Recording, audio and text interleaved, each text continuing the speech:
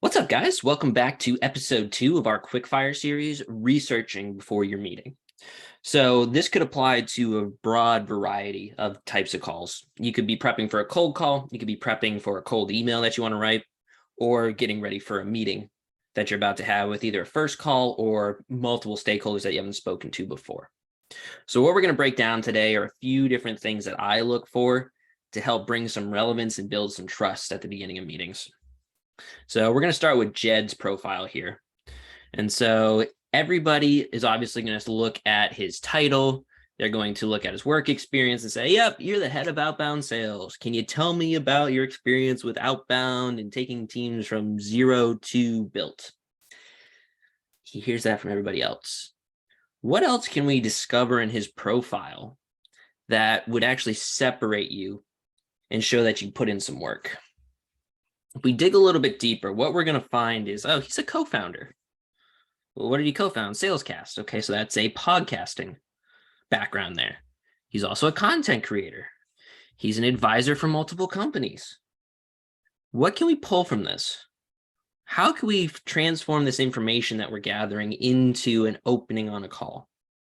And that's what I'm trying to do whenever I'm prepping or researching before a meeting. So I'm seeing this information here.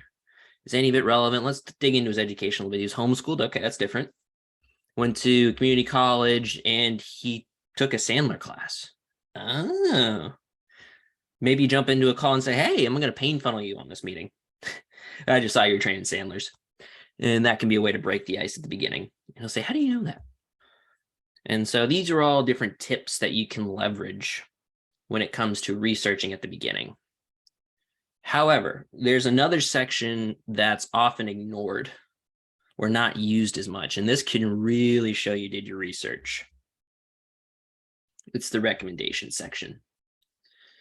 So a couple things that you can look for here. If you see that you're connected also with somebody like I am with Patrick, and he left a recommendation for Jed, let's see what he wrote. He's the future of sales development. He's earned respect through merit and continues to deliver. Yo, you know Patrick, Jed? Seems like he thinks you're the future of sales development. What are your thoughts there? And that can be the way to open the door and get them talking on the meeting. You're looking for something relevant, something different, and something that shows you've done research. And that's a way to help break the ice at the beginning of the call and build some trust. Let's take another look at a different profile, maybe Max here. Let's say we're going to send him a cold email. We know obviously that he's the director of sales development. All right. So he's the person we're trying to sell to. That's good. But what does he care about?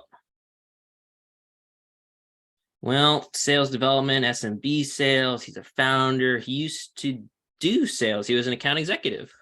What other experiences did he have?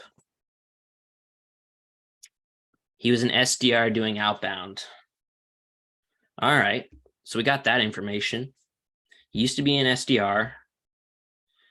Looking at his skills, nothing relevant there. Recommendations, not quite what we're looking for. But what can we find in his activity? And this is a level deeper that we can go. Take a quick look at his posts. How to drive urgency in a sales cycle. Replies for cold emails.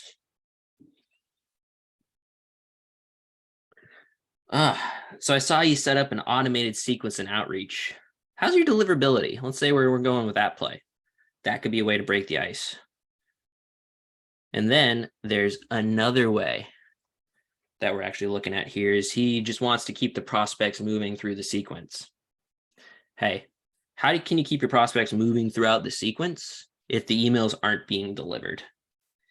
That can be an open-ended spotlight question you can put into an email, and you might up your chances of booking a meeting rather than just saying, hey, we're good at email deliverability. So hopefully that helps you guys with a couple of things to look for in a LinkedIn profile. And this pod's been less than 5 minutes, and that might open up a couple more opportunities for you and maybe drive a sale forward and help build some trust at the beginning.